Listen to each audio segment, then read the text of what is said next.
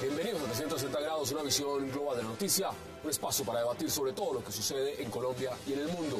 Y veíamos al inicio esas imágenes de lo que está pasando, lo que sucede en Venezuela. Protestas, muertes, detenciones, censura y en general un verdadero caos. Para hablar de este tema, le vamos a dar la bienvenida esta noche a Jaime Eduardo Arango, a Jorge Garrido, a Carlos García Tobón y a José Félix Lafoni. Caballeros, qué placer y como siempre, gracias por aceptar esta invitación. Muchas gracias por invitarme. A ti por la invitación, Hassan. Carlos, qué gusto. ¿Cómo estás? ¿De qué tamaño es la crisis en Venezuela? ¿Hay crisis? Por supuesto que hay crisis, pero me llamó la atención que hoy las emisoras colombianas pretendían decir empieza el principio del fin del régimen venezolano. Creo que no. Están hablando con el deseo. Claro, pero eso lo están pronosticando hace muchos años. 15, 14 Y años. cuando murió Chávez ahí mismo también le dieron el requiem al régimen y todo. No, ahí hay un Venezuela para rato, hay mucha debilidad, con mucha crisis, con muchos problemas, muy mal sorteados, entre otras cosas, pero definitivamente es un pulso más grande, no es entre la oposición y Maduro, sino entre Venezuela y Estados Unidos. Es un pulso mayor. Claro.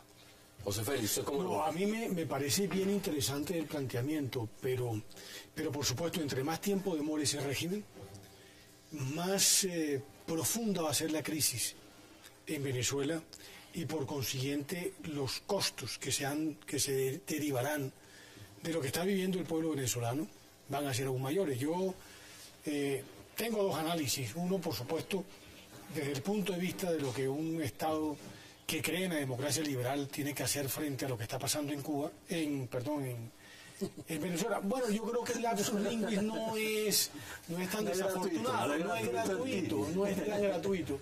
Y otro desde el punto de vista económico. O sea, desde el punto de vista económico es absolutamente absurdo, ¿no?, que un país pueda seguir marchando como está marchando Venezuela. La inflación disparada, desabastecimiento. Acaba de hacer una apreciación que hoy dicen que el principio del fin, que también lo dieron con Chávez.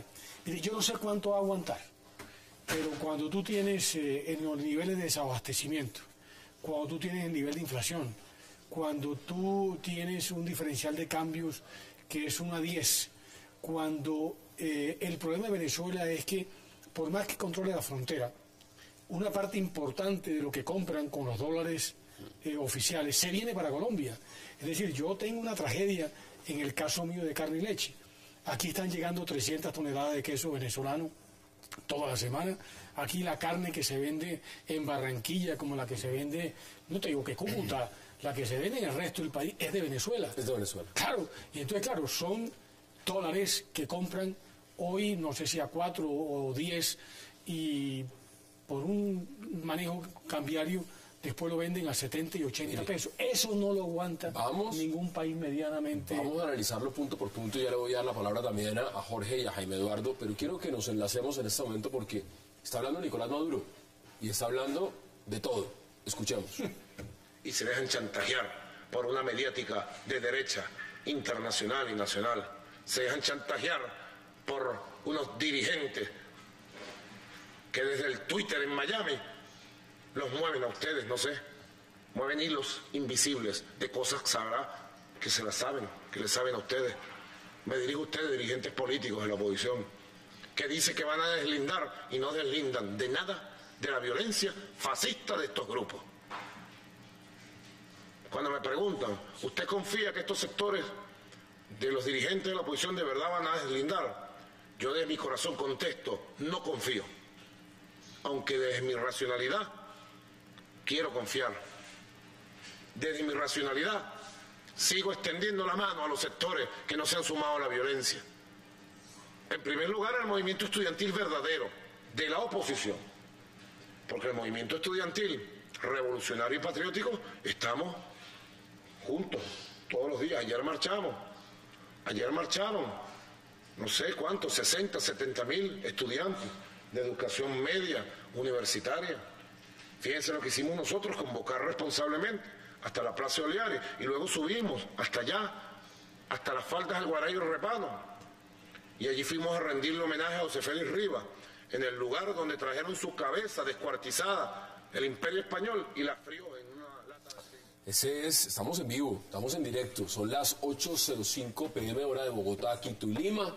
Está el presidente venezolano hablando en este momento en cadena nacional. Jaime Eduardo, una palabra que han mencionado permanentemente desde el gobierno de Venezuela es fascistas, fascistas y fascistas. Allá lo que había eran estudiantes protestando. ¿De qué tamaño es la crisis en Venezuela? Pues obviamente que Leopoldo López no es un fascista. La pregunta es, ¿hasta qué punto la destrucción del sistema de libertades individuales y de mercado en un país es tolerable para los habitantes de ese país durante cuánto tiempo? Entonces, es un país muy rico, ¿no? Es un país muy rico, era un país muy rico. Es un país ahora potencialmente rico, pero la destrucción de valor en Venezuela es impresionante.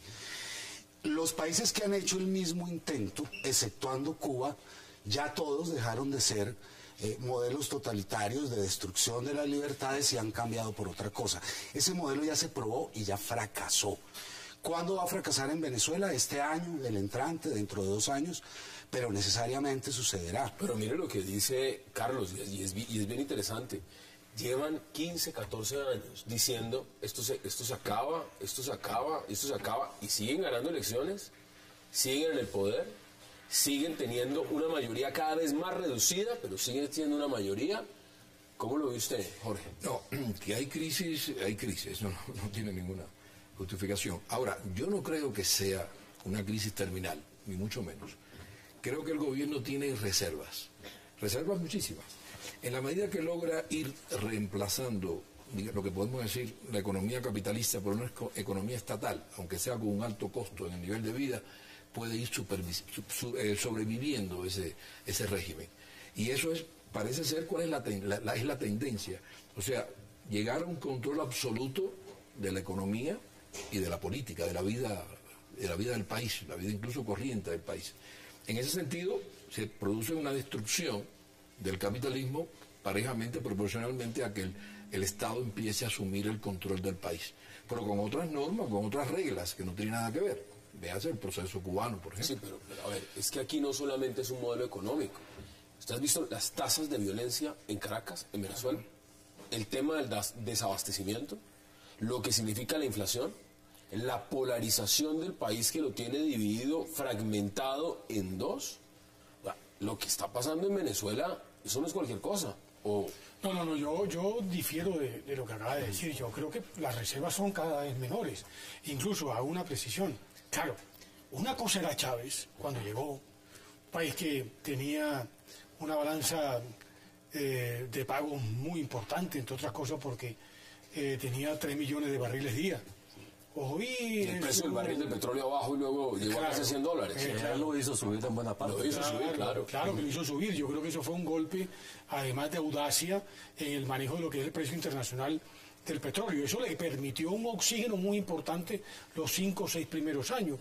Es que la revolución es fácil con dinero, pero cuando te aprieta el zapato ya es bastante más complicada.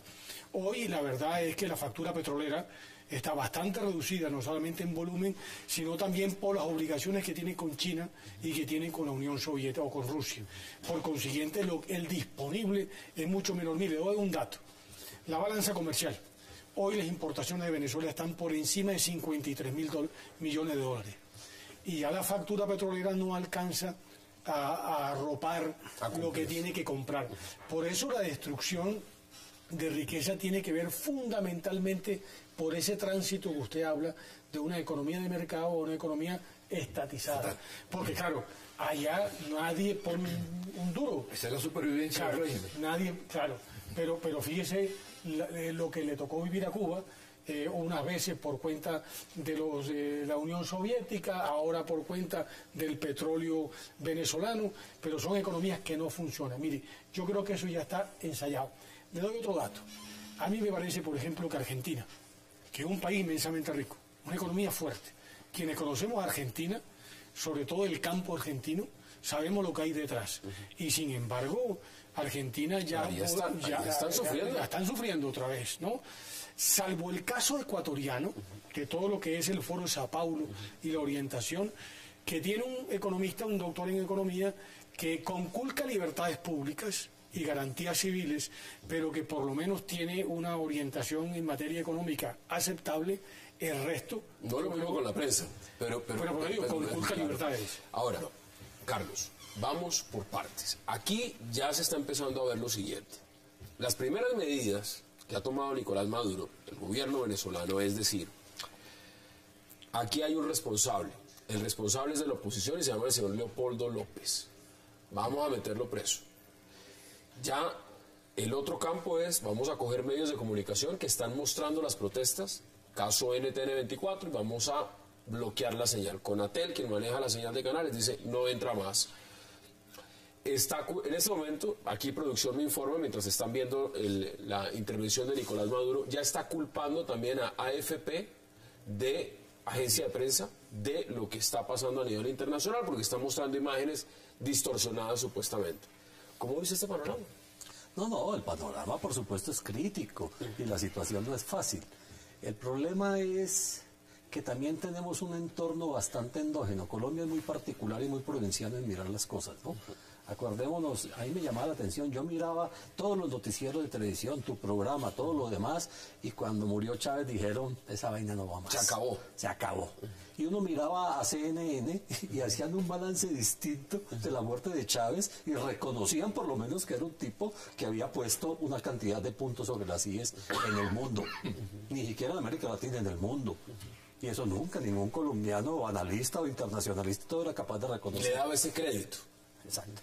Entonces yo creo que mientras las crisis venezolanas son catapultadas en los medios de comunicación, por ejemplo, hace 2 meses la CEPAL sacaba un informe de las cifras de educación, de salud, de una cantidad de cosas, ¿sí?, en que están mucho mejor que Colombia y que otros países de América Latina.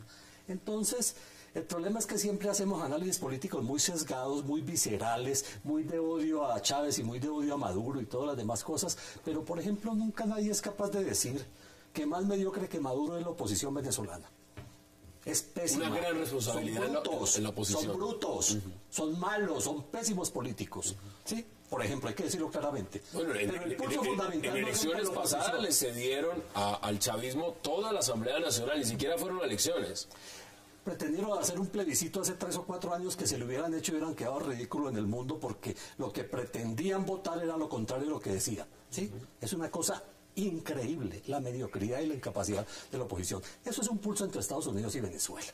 Y es un pulso entre Estados Unidos, Venezuela y los países de América Latina cuyos gobiernos han dejado de ser genuflexos a Estados Unidos, hay que decirlo así. Y Estados Unidos ahora en toda su arrogancia, pero también en su decadencia, fíjense por ejemplo lo de las famosas, lo del espionaje, lo de las interceptaciones y todo lo demás. Entonces, eso hace parte de todo este pulso que está dando. Entonces, claro, los medios de comunicación juegan un papel muy importante y, por supuesto, están haciendo y tomando medidas contra ellos que son lamentables en buena medida. Pero importante el análisis que se hace. Ahora, contradictoriamente, lo mejor que le pudo pasar a Maduro fue la manifestación de ayer. Parece una cosa ilógica. Porque el proceso de él va a la radicalización del proceso. Todo eso le conviene. Hacerlo más de izquierda, a que la economía esté más en manos del Estado. Ese discurso les ha funcionado. Les ha funcionado y tiene una base de apoyo popular. Grande. Cada vez disminuye. Pero no quiero dejar de lado algo que dijo Carlos. Es que él está diciendo que acá hay una gran responsabilidad de la oposición. ¿Usted dijo brutos? Claro, bueno, dices que la oposición en Venezuela no ha tenido oposición, por supuesto. Eso le permite a él radicalizar, darle una vuelta de tuerca más al régimen. Y bueno, pues no se guiará por determinadas leyes del mercado, pero tiene otras reglas para medirlo. Mientras cuente con una base popular, y él tiene una serie de medidas para contar con eso. ¿Usted tiene la misma opinión de la oposición? ¿Cree que la oposición ha sido un fracaso en Venezuela? Lo que pasa es que una oposición que se debe mover en un entorno de represión, violencia y censura tiene unas enormes limitaciones. Eso no es comparable a ser opositor en París o Londres. Esto es una posición en Caracas, en donde la SEBIN te va a arrestar, en donde te van a perseguir, en donde te van a torturar, donde van a intervenir tus teléfonos, donde van a destruir tu familia. Es decir, esto es un negocio peligroso. Ser opositor en Venezuela es un riesgo enorme. Por favor, en Colombia es más peligroso que en Venezuela. Bueno, por favor. Tengo que ir a la pausa, y volvemos de una vez para debatir ese tema. Vamos a la pausa en 360 y ya regresamos.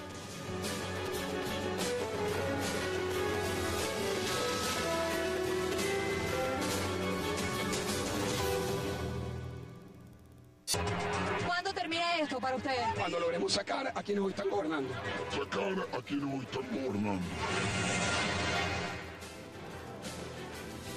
Ahí está parte de una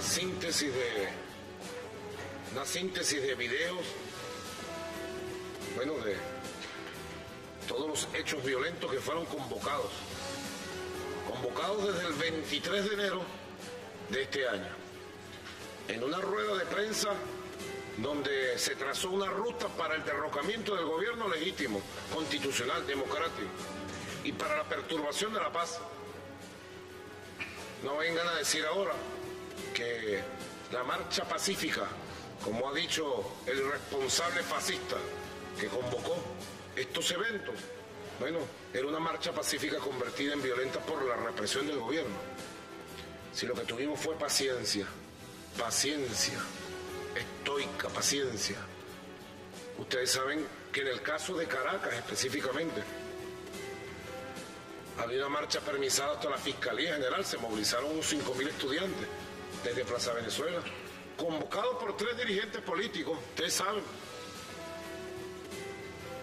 que arengaron a los estudiantes para que fueran al derrocamiento del gobierno. Ahí están los discursos de los 3. Había llegado el día, decían ellos, pero ninguno llegó con los estudiantes hasta allá. Y todos estos 3 dirigentes políticos se retiraron a las comodidades de sus mansiones donde viven.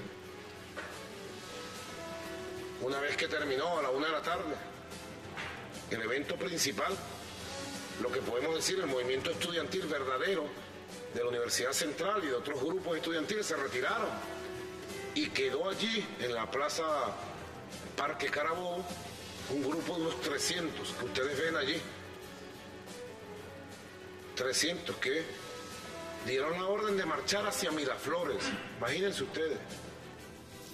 Regresamos a 360 y estamos viendo las imágenes en directo del presidente Nicolás Maduro. Recapitular un poco lo que dice, ¿no? Van a sus mansiones a derrocar al gobierno, estudiantes. Es curioso escuchar al heredero de un golpista hablando de golpes de Estado, pero pues eso es lo que realmente se ve en Venezuela ahora. Jaime Eduardo, vuelvo y le pregunto. El tema fundamental acá es la oposición. Usted decía que es difícil hacer oposición en Venezuela. ¿Usted no estaba muy de acuerdo? En lo más mínimo. Para nada. La oposición, no la calidad de la oposición es en cualquier régimen. En cualquiera. Claro. ¿Es así o no es así? No, yo tengo varias observaciones de lo que se ha dicho, ¿no? Primero, o sea, cualquier persona que eventualmente haya convocado al sector de opinión, automáticamente el régimen no solamente le restringe las libertades, sino que como allá no hay división entre los poderes públicos, la Fiscalía actúa a contrapelo de los hechos. O se olvidan ustedes las declaraciones que dio, entre otras cosas, una persona vinculada a esos hechos, en donde prácticamente el señor Chávez le decía a quién metían preso en el curso de la semana. Así no en televisión lo decía. Lo decía públicamente. Se llama preso tal, es propio tal. Pero a mí me parece que hay una cosa que dijo Carlos que yo no quiero pasar por alto. Este es un pulso de Estados Unidos, Venezuela. Me parece que todavía es mucho más grave. Con la absoluta y total pasividad, negligencia de aquellos países que por lo menos pueden todavía apreciarse de tener régimen democrático en la concepción liberal de lo que es un régimen democrático. Es decir, a mí me dio vergüenza ver al presidente Santos aplaudiendo a Raúl Castro cuando dijo que iba a hacer de América Latina un continente de paz, cuando han sido los primeros villanos no solamente del pueblo cubano, sino de la restricción de libertades que todavía impera en Cuba. Y eso está pasando en Venezuela y está pasando. Pero mire, lo que pasó ahorita en Venezuela ya se pronunciaron los gobiernos de Bolivia, de Argentina, de Ecuador y de Nicaragua, y se solidarizan con el gobierno de Maduro. Así es. Solidaridad total. Fuerza Paulo. Hay una cosa que yo quiero llamar la atención y para los televidentes. Esto no es un problema ideológico. Es que en Venezuela hay un 56% de inflación. El salario no alcanza, no hay comida, hay un desabastecimiento de 3-1 en productos. Es decir, hay una situación de necesidad real y esa situación de necesidad moviliza a las personas. Eso no las movilizó la CIA, ni las movilizó ni los seguidores de Franco, ni los el discurso es que son los fascistas. Los movilizó la necesidad producida de manera inecta por un régimen inecto. Eso es así de fácil, eso no es una cosa muy misteriosa tampoco. Los colombianos nos estamos comiendo buena parte de la provisión de bienes que llegan con dólar preferencial al mercado de Venezuela. Aquí termina todo. Hoy había quejas en la Colombia que está llegando más el talento humano venezolano. Además, por supuesto.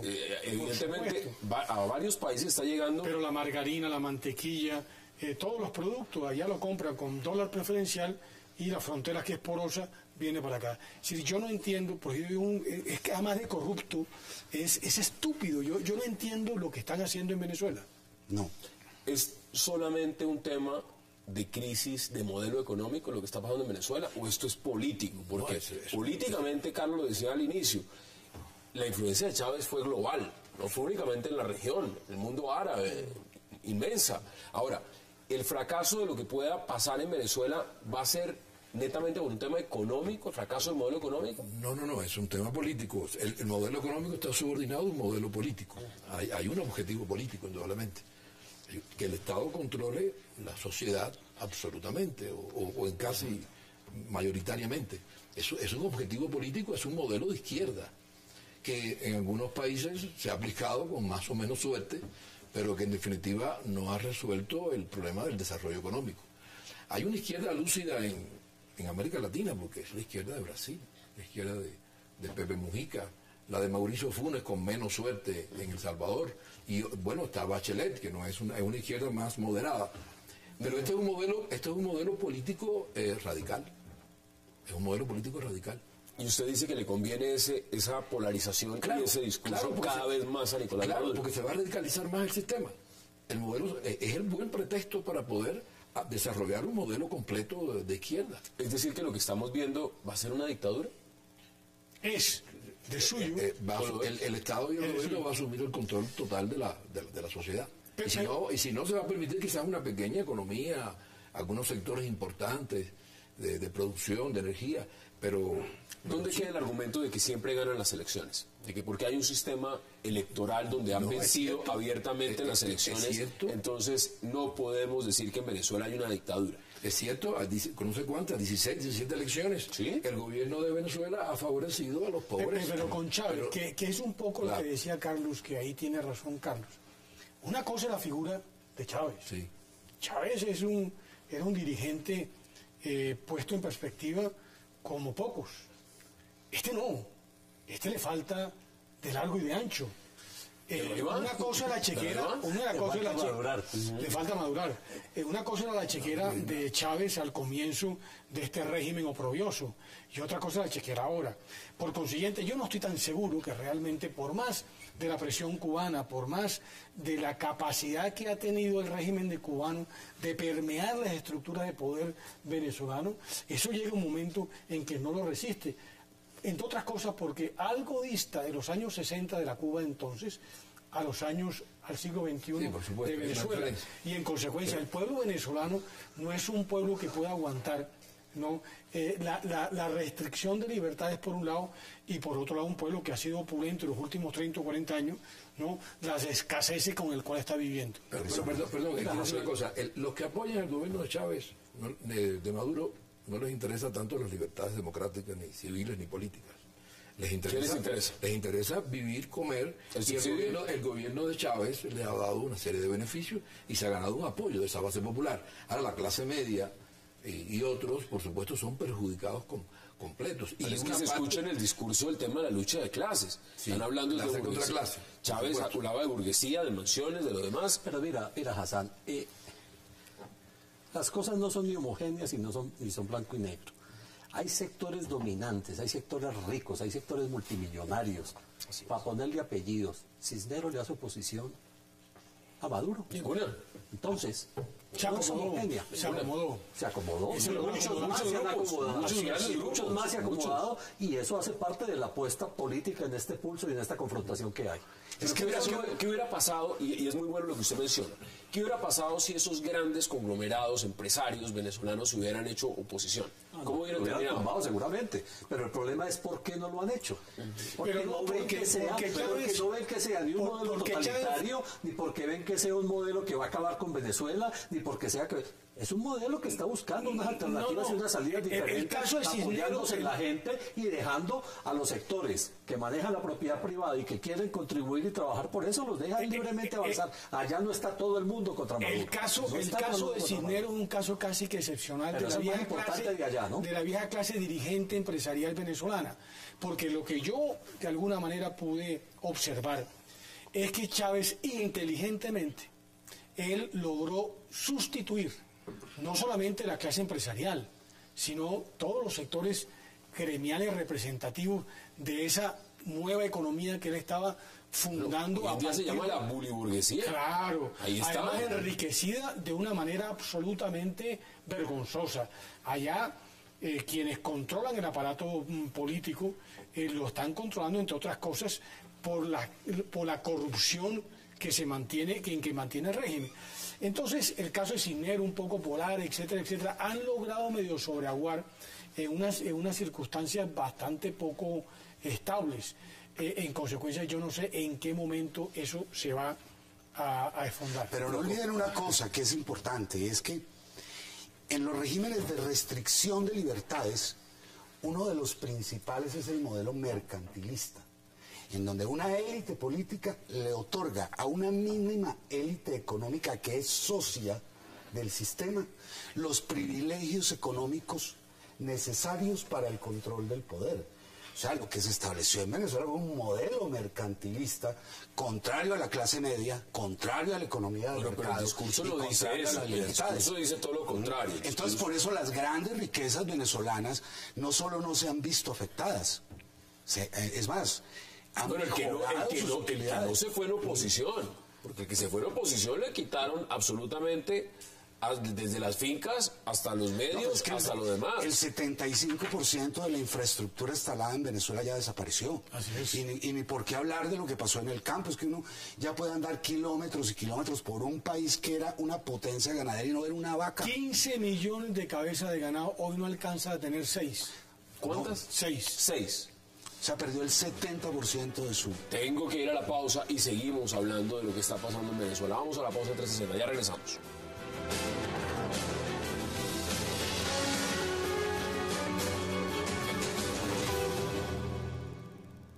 El ex jefe de la Casa Militar, vicealmirante, ¿no? Iván Carratú Molina, le dice que va a ocurrir el 12 de febrero, le dice que va a ocurrir algo muy feo, que le recomendaron no estar en la primera línea de la marcha, porque va a ocurrir algo como el 11 de abril, que lo había llamado por teléfono, el mismo que le alertó de lo que iba a ocurrir el 11 de abril del 2002, que le había salvado la vida. O sea que él supo. Fernando Gervasi está siendo requerido por la Fiscalía y lo estamos buscando. Entréguese, porque usted tiene que contar todo lo que sabe del 11 de abril. Regresamos a 360, estamos escuchando al presidente de Venezuela, Nicolás Maduro, en directo. Miren, varios temas. Los periódicos opositores en Venezuela ya no tienen papel. Los medios, como decía, los van sacando, o no les renuevan la señal o las licencias. Los medios, los organismos internacionales, OEA, aquí no se pronuncia. UNASUR, menos. CELAC yo creo que va a aplaudir. No, todo lo contrario. Entonces, es que lo que hizo Chávez inteligentemente fue destruir buena parte de los organismos multilaterales que había construido el hemisferio y que de alguna manera intentaban proteger esas libertades de las democracias liberales. Tampoco hacía mucho. Tampoco hacía mucho. Estaba en descomposición y hacía mucho rato. Pero por lo menos era un foro que mal que bien creía en unos temas, pero es que el ALBA, UNASUR y ahora esta vaina del CELAC es una cosa vergonzosa.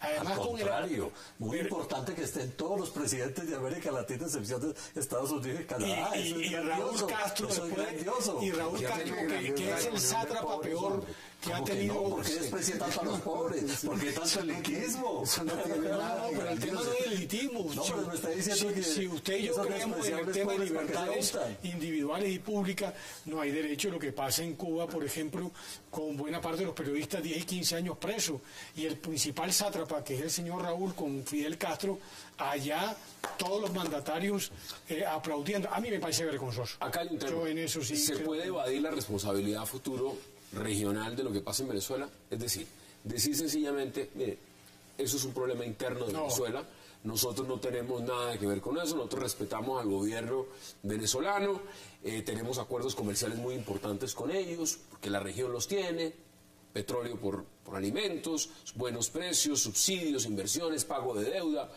y algunos mandatarios han dicho preferimos la balanza comercial a los valores democráticos. ¿Se le pueden fijar responsabilidades a esos países de lo que está pasando en Venezuela, Jaime Eduardo, no? Claro, necesariamente. Es que el éxito en la lucha por la libertad en el siglo XXI deriva de las obligaciones internacionales. Entonces uno ve las primaveras árabes o el caso de Ucrania, uno lo que ve es una gran solidaridad internacional con esa lucha. Van más de 100.000 muertos en Siria y allá ni siquiera se han metido. ¿Qué va a pasar con Venezuela? ¿A Venezuela a quién le importa realmente? Y lo digo en esos términos. Si a Siria, la comunidad internacional no se ha metido en Siria, están más de 100.000 muertos por parte del gobierno. Te pongo esta dualidad. Mientras que Petro, aquí va a la Comisión Interamericana de Derechos Humanos, allá Maduro la saca patadas. Entonces uno se pregunta, bueno, ¿en qué anda la izquierda? Porque a mí me gusta la izquierda que amojona la cancha y que dice cosas que van para un lado y para otro lado, pero no esas que son polivalentes. A mí me gusta más la izquierda de Felipe González, como me gustaba la de Willy Brandt, como me gustaba la de Olof Palme, que eran unos tipos que tenían claro el tema. ¿Me gusta la de Clara López acá? Fíjate, a mí no me disgusta la de Clara López. Clara López me parece que es una demócrata que cree en una serie de principios a los que yo también creo. Yo creo en aquellas personas que estamos dentro de esa vieja concepción de la Revolución Francesa. Unos para un lado, otros para otro lado, y cada quien tiene derecho a mojonar la cancha. Lo que no creo es en los sátrapas que usan las instituciones de acuerdo a sus propias conveniencias, que es lo que está pasando con Maduro. Allá patea la Comisión, la Corte Interamericana de Derechos Humanos. Y aquí la Relatoría de Libertad de Expresión también. Pero por favor, ¿no? Y además en la OEA prácticamente, si no es a último momento, terminan por desaparecer eso que era una cosa que medianamente funcionaba. ¿Qué dicen ustedes? No, ¿Hay responsabilidad? ¿Hay corresponsabilidad? ¿O se miran los toros, como se dice, desde la barrera y nosotros no nos metemos? Claro que es responsabilidad, pero digamos que Maduro todavía radicalice más el sistema. ¿Tú crees que América Latina los va a condenar?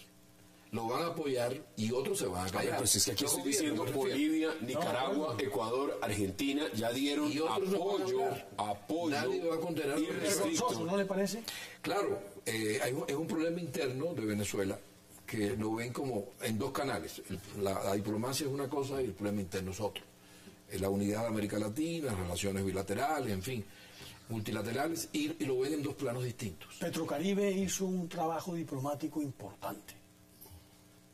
Cuando a través de los dólares petroleros venezolanos compraron buena parte de la diplomacia de América Latina. Mira, hay un problema y es que este análisis no puede ser un escáner que hagamos del día de ayer y decir entonces Colombia debe romper relaciones, condenarlo. Ya tenemos esa experiencia con Uribe, ya tenemos sus rupturas con Ecuador, con Venezuela y con todos. Somos hermanos consanguíneos, gustenos o no nos guste, ¿sí? Dependemos en buena parte económicamente de las relaciones con los vecinos. Además es el colmo no tenerlas, ¿sí? Pero además es democrático no reivindicar que cada país resuelva sus problemas como los pueda responder y que nadie ingiera en ellos. Asuntos internos. Siempre y cuando esos gobiernos no terminen afectando el clima de seguridad del país hermano. En ese momento Estados Unidos ha invadido 70 países. Pero y no aquí, ha ayudado a nadie a resolver buena parte de los cabecillas de la guerrilla y del narcotráfico Estados están en Unidos ha hecho eso Venezuela 70 veces con ese argumento de la injerencia de la seguridad y nunca ha resuelto ningún problema en ningún país del mundo. Pero Los ha Carlos, agravado, buena parte de los ha estos agravado. narcotraficantes terminaron allá. Algunos incluso... Están en México, están en Honduras, bueno. están en Panamá, están en Costa Rica, están en todas partes los narcotraficantes. No. Los que estaban allí eran los que estaban alimentando la guerra colombiana. Como también buena parte de los cabecillas de la FARC estaban en Venezuela. Incluso los mismos negociadores. Buena parte, 2 de ellos, por lo menos en este momento, pedidos por extradición. Entonces, a mí sí me parece que las relaciones entre los vecinos tienes una relación que parte de una base mínima para que sea una buena relación. Y como usted tiene un vecino que pone la música a todo volumen, llega borracho, insulta a su señora, hombre, mira, ese vecino me gusta menos. Me gusta el vecino que se comporta con unas reglas mínimas de juego. Hay declaraciones también de Leopoldo López, porque en este momento le están buscando casa por casa en Venezuela. Veamos las declaraciones del día de ayer de Leopoldo López. Así caminamos hasta la fiscalía, en paz, sin violencia. Así estuvimos en la fiscalía durante varias horas, protestando, manifestando, pero en paz y sin violencia. Con irreverencia en nuestro pensamiento y en nuestro corazón, sí, pero jamás con violencia. Bueno, según el gobierno venezolano, Jorge, ese señor que estaba ahí hablando al lado de María Corina Machado es el responsable del intento de desestabilizar Venezuela, de derrocar al gobierno y demás. El fascista. El fascista, además. ¿Cómo ve usted? No hay duda que se convocó una movilización pacífica, indudablemente, de jóvenes, de estudiantes mayormente, que eso no es un intento de derrocar al gobierno, pero es una presión muy grande. Ver a miles y miles de estudiantes en la calle protestando es una presión política enorme. Pero es que ya no es solo los estudiantes en la calle protestando, es que hay muertos. Claro, hay heridos. eso trajo los O sea, cuando la fuerza pública sale y hay muertos, estudiantes muertos, ¿ahí de qué estamos hablando? O sea, hay estudiantes muertos. Si inmediatamente lo que se hace es que a los medios de comunicación que están mostrando lo que está pasando, se les quita la señal. Y aparte de eso, quien convoca la marcha, que es un líder opositor, se le manda a encarcelar. ¿Eso cómo se llama? ¿Eso qué es? ¿Eso es una democracia? Eso se llama ocultar un crimen. ¿O eso qué es? Es que lo que pasó fue lo siguiente. El modelo que está utilizando Venezuela, que es el modelo de radicalización de izquierda duro, consiste en represión civil, que es el que utilizan en Cuba. Es utilizar organismos paramilitares, que allá los llaman tupamaros o motorizados, pero son organismos paramilitares patrocinados, armados y entrenados por el gobierno y el Partido Socialista Unido de Venezuela, para dirigir esa violencia contra las organizaciones que marchan. Los muertos son resultado de esos encuentros. Esos encuentros naturalmente son confusos, esos encuentros son difusos, son difíciles de presentar en medios, pero causan altísimo grado de intimidación. 100.000 hombres en armas civiles. 100.000 hombres en armas.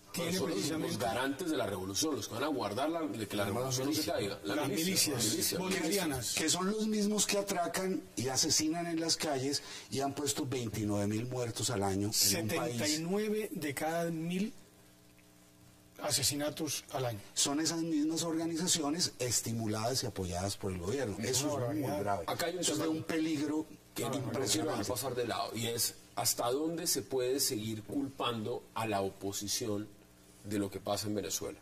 Es decir, Carlos, cuando sucede un evento de estos, el tema de la crisis económica, culpan a la oposición. Dicen, eso es un plan desestabilizador de la oposición en congruencia con los Estados Unidos. Si hay una movilización, esto es un plan de desestabilización de la oposición que quiere tumbar al gobierno. Cualquier cosa que pasa en Venezuela es una acusación directa al fascismo, a la oposición y demás. ¿Hasta cuándo se puede seguir con esa? Porque el gobierno no asume responsabilidad. El gobierno no dice, mire, fracasamos en el modelo económico, vamos a mejorarlo, vamos a cambiarlo. No, eso no se asume. ¿Hasta cuándo se puede seguir con esa fijación? No, eso inevitablemente va a seguir, lo cual yo creo que es equivocado. Estoy en contra de la detención de López, para que quede claro, ¿sí? Estoy en contra de la detención de López, creo que es mejor el libre que detenido, ¿sí? porque no hay ninguna razón para detenerlo, ni a él ni a ninguno de los demás dirigentes de la oposición. Pero el problema, yo insisto, el problema no es la coyuntura de ahora y el problema no es el problema de ayer. Se van a seguir dando este tipo de problemas, estos pequeños putsch provocados de lado y lado que van a llevar a enfrentamientos y que van a llevar a esas arengas que permiten radicalizar la confrontación y todo. No creo que se caiga el apocalipsis que quiere el doctor Laforí, no creo que sea una cosa ni inmediata ni a mediano plazo. Es decir, el fracaso del modelo tampoco es un fracaso tan inminente como lo plantean. Es decir, hay dificultades económicas, pero tienen muchos recursos de dónde valerse para eso, y hay cosas estructurales en las que se ha avanzado en la sociedad venezolana que permiten que esa base social que apoya al régimen la siga apoyando realmente. Y están las reservas de petróleo más grandes del mundo. Más grandes del mundo, por encima de Arabia Saudita. Las más grandes del mundo. Entonces, la perspectiva no es esa que yo decía que todas las emisoras esta mañana y la televisión y todo hacía, y es el principio del fin. No es el principio del fin. Es una pequeña brisna más dentro de esta gran tormenta que seguramente va a durar mucho tiempo, y en que el régimen va a tratar de buscar salidas de muchas maneras para tratar de solucionar y paliar la situación económica. Me está convenciendo la tesis de mi compañero de panel. ¿Jorge? Sí, por una razón, porque yo creo que el modelo es tan torpe desde el punto de vista económico que a la final eso tiene que hacer una explosión. Pero de pronto lo que está sucediendo es que eso termina por ser aprovechado por Maduro y por supuesto por el régimen cubano que lleva 50 años en el tema para radicalizar. ¿Le conviene? Ahora bien, claro, le puede convenir. 20 segundos, porque vamos a la pausa. A mí lo que me angustia es qué está pasando con los países de América Latina, del hemisferio. Es decir, aquellos que sí creemos en una democracia liberal, que sí creemos en unas libertades. ¿Pero hay acuerdos comerciales? Pero mire, yo no creo. Mire, yo por ejemplo, cuando el tema de Uribe, yo decía, yo prefiero el tema de seguridad que el tema de vender unas vacas para allá. O sea, yo creo que hay unos valores democráticos que no tienen precio. Los que creemos en eso, los que no creen en eso, por supuesto, le venden el alma al primer postor. Y yo sí reclamaría de todos los que de alguna forma intentamos generar opinión, es ponernos en unos mínimos para que tengamos un análisis mucho más riguroso. Vamos a la pausa en 360, porque además hay otro tema que quiero analizar con ustedes y poderlo debatir. Vamos a la pausa y ya regresamos.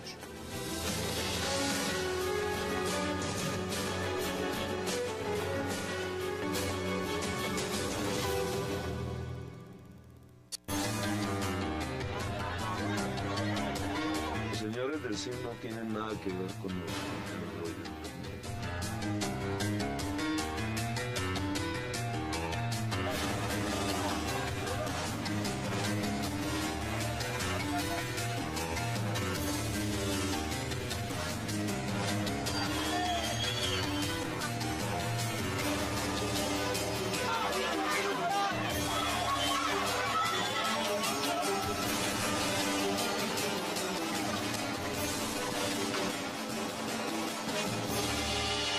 Regresamos 360, hablamos de Venezuela, pero en esta recta final del programa, que nos quedan aproximadamente unos 10 minutos, no quiero dejar pasarlo sin hablar de lo que está pasando con el transporte en Bogotá.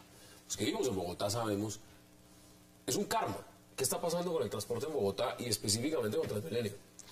Contra Transmilenio se desarrolló una agenda ideológica que comenzó con la llegada del pueblo al poder.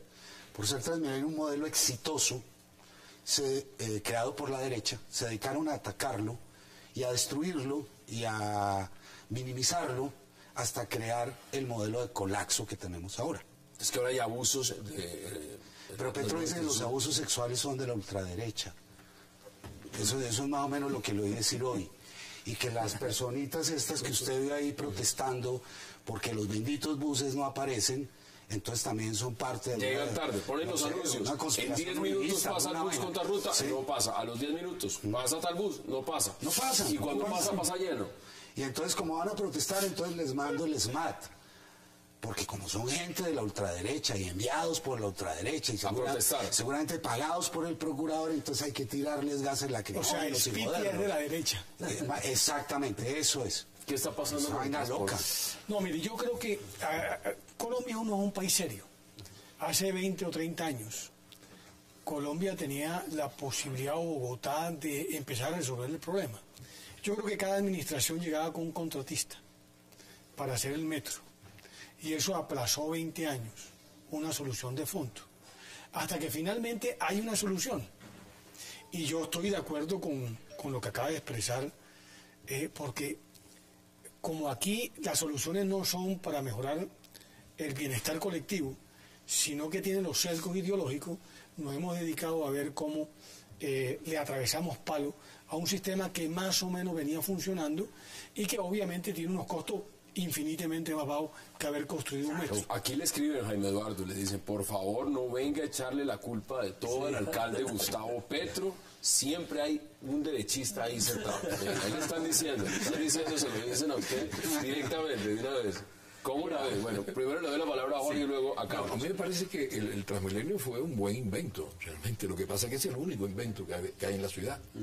Y aquí sí ha habido un proceso de abandono. Si no es por razones políticas... Pero es solo en esto, porque realmente es caótico. Sí, claro. Si no es por razones políticas, es por razones gerenciales. Pero sí ha habido un abandono del Transmilenio y además, si no hay Transmilenio, no hay más nada. En otras ciudades hay varios sistemas. Es lo único que existe. Bueno, además del metro. Yo creo que sí, que ha sido un gran error no buscar alternativas al transporte en Bogotá y en otras ciudades, que también estuve leyendo hoy que en otras ciudades también hay embotellamiento, eso. Buscar alternativas mucho más inteligentes de distribuir el transporte. Y evidentemente en ese abandono la demanda ha superado la oferta, por supuesto. Hay más concentración en las ciudades, el transporte es el mismo, y entra en crisis. Mira, con el respeto que me merece, no es un problema ideológico.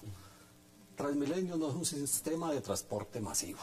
Un sistema de transporte masivo tiene que articular otra serie de cosas, como trenes de cercanías, como trenes, como metro, como sistemas de buses, como muchas otras cosas. Cualquier sistema de transporte masivo tiene que tener una infraestructura mínima. Aquí no sabemos ni pavimentar las calles para que las baldosas se dañaron todas. Pero no fue Petro, doctor. Fueron los contratistas de hace 12 años los que hicieron esas baldosas y aún no han sido arregladas ni aún hay responsables de esas baldosas. Entonces es un problema estructural de que pensamos a corto plazo, de que estamos llenos de presiones políticas y económicas. Por ejemplo, le pongo un caso. El ACPM no funciona en Bogotá porque el ACPM no funciona y no hasta 1.500 metros sobre el nivel del mar. Y es el mayor contaminante de Bogotá. Y eso quedó demostrado en un día sin carro hace ese sistema. ¿Por qué no fue de gasolina? Porque eso le significaba muchos millones de dólares a los operadores. ¿Sí ves? Eso fue una gran concesión que se le hizo fatal para Bogotá. Fatal para Bogotá. Entonces, este sistema... Bueno, el alcalde pasado y el carrusel de la contratación, ahí se robaron en infraestructura y en vías todo lo que quisieron. Sí, pero aunque hubiera funcionado, esto tiende a colapsar y va a seguir colapsando. Porque cuando un jardín infantil del 80 con 120, ¿cierto?, es capaz de salir ahí a protestar y parar y colapsa todo un sistema, no es un sistema de transporte. Pero acá pasó algo muy interesante. Mire, en una de las zonas de las estaciones de Transmilenio en Banderas, hubo un choque entre un articulado de Transmilenio, uno de los buses y un camión, pero la gente salió inmediatamente a protestar del mal servicio.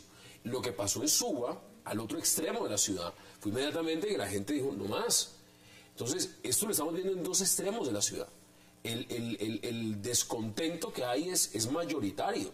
Llevamos una semana escuchando en radio todas las mañanas las fuertes críticas de lo que es el manoseo y el abuso a mujeres dentro de este sistema de transporte. O sea, si lo vemos en una película unificada, ¿esto qué nos está diciendo? ¿Cómo se reforma? ¿Cómo se cambia, Jaime Eduardo? No hay vuelta de hoja, no hay otro sistema, no hay metro. No se cambia, hay que reforzar el sistema. Claro. Pero es que el señor Petro no le ha agregado un metro nuevo al sistema Transmilenio. Apenas están terminando lo que él ya recibió contratado. Y hay una cantidad, le he oído a los expertos en transporte, seguramente como tú, que hay como 17 o 18 medidas rápidas que se pueden tomar para gestionar mejor el caso de Transmilenio. ¿Qué me dicen del abandono del SITP? La gente todavía no sabe dónde comprar las tarjetas porque la alcaldía no ha querido hacer la campaña para decirlo. Es decir, es que hay una deliberación, una mala fe en producir este tipo de cosas que son bastante reprobables. Deme las conclusiones, nos queda menos de un minuto. Sí, no, yo creo que 20 segundos. Abandono absoluto del desarrollo del transporte en la ciudad. No ha habido nada nuevo, pues la demanda aumenta, mayor población en la ciudad y no hay ninguna alternativa. Aquí hay una persona que se fue a vivir Dijo, yo me salgo a la ciudad, yo me voy al campo, me voy al campo. Trabajo con los campesinos allá. Por ejemplo, Carlos, yo nunca he podido entender por qué en Bogotá no se ha podido establecer un sistema de tren de cercanías. Tenemos. Lo más importante del metro es tener las tierras, y Bogotá tiene para las 3 o 4 líneas fundamentales. Desde Soacha hasta el punto 5, desde el tren de la Sabana hasta allá. Se puede hacer el metro perfectamente, pero es que el metro no es el problema del costo del metro. El problema de los metros es que puede ser la alternativa de renovación urbana de las ciudades, que le den mucho dinero a las municipalidades para que puedan, con toda la generación de riqueza del suelo urbano que van a proveer, ¿cierto?, poder construir realmente mejoras en la ciudad. De acuerdo. No queríamos dejar pasar este tema porque nos han escrito mucho los televidentes, los quienes nos siguen en las redes sociales sobre este tema del Transmilenio. Quiero agradecerle, Carlos García Tobón, un verdadero placer. Jaime Eduardo Arango, gracias. Gracias por invitarme. Por supuesto, Jorge Garrido, un verdadero placer. A ustedes gracias por acompañarnos. Recuerden, tenemos una cita mañana a la misma hora, 8 p.m, para seguir debatiendo toda la agenda política de Colombia y del mundo aquí en 360, en repetición 11:30 de la noche. Y no se pierdan también esta noche a las 10 una entrevista con el senador Jorge Robledo. Gracias por acompañarnos.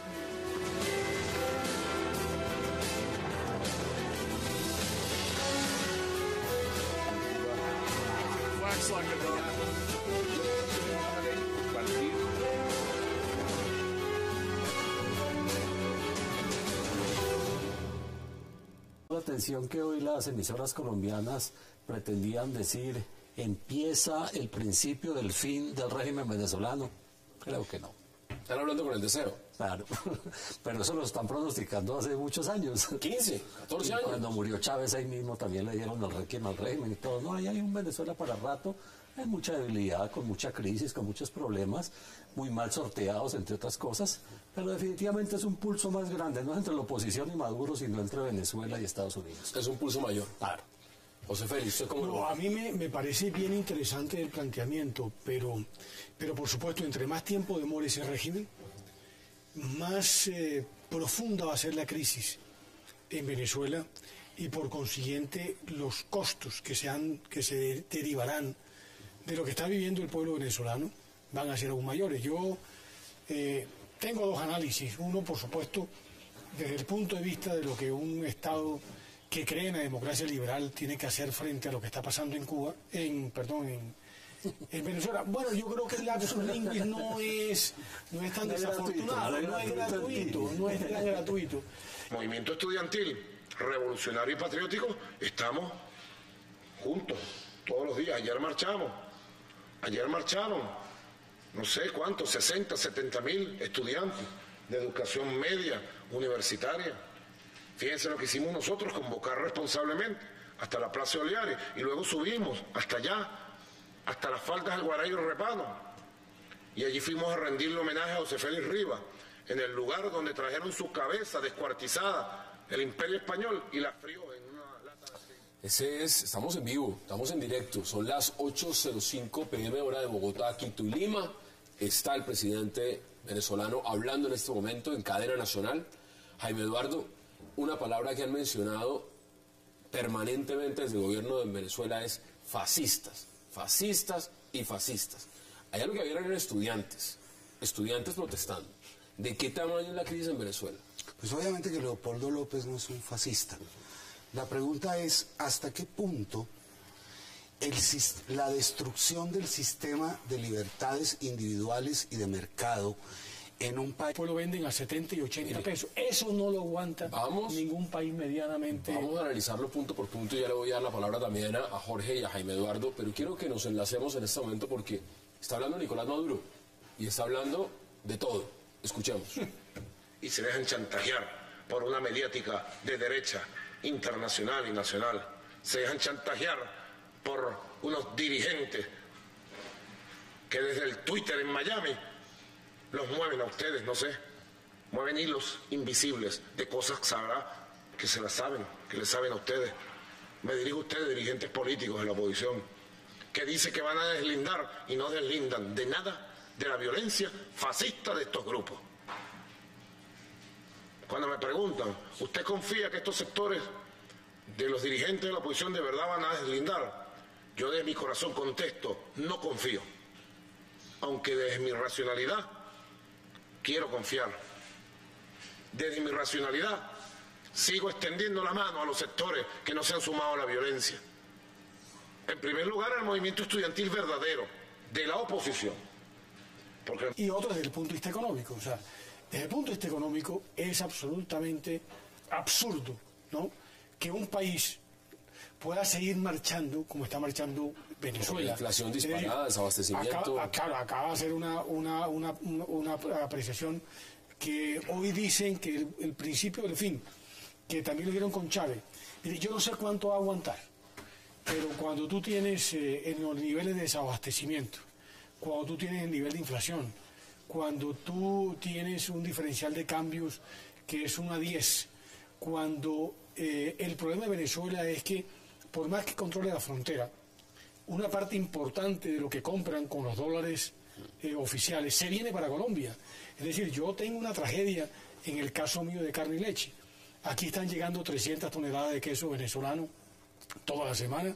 Aquí la carne que se vende en Barranquilla, como la que se vende, no te digo que Cúcuta, la que se vende en el resto del país es de Venezuela. Es de Venezuela. Claro, y entonces, claro, son dólares que compran hoy, no sé si a 4 o 10, y por un manejo cambiario de...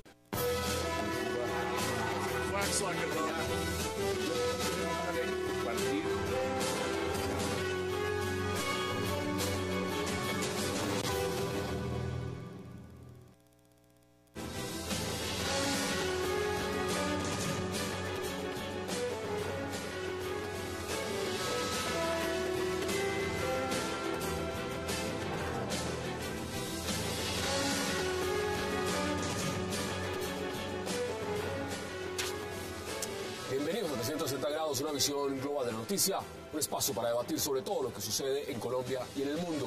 Y veíamos al inicio esas imágenes de lo que está pasando, lo que sucede en Venezuela.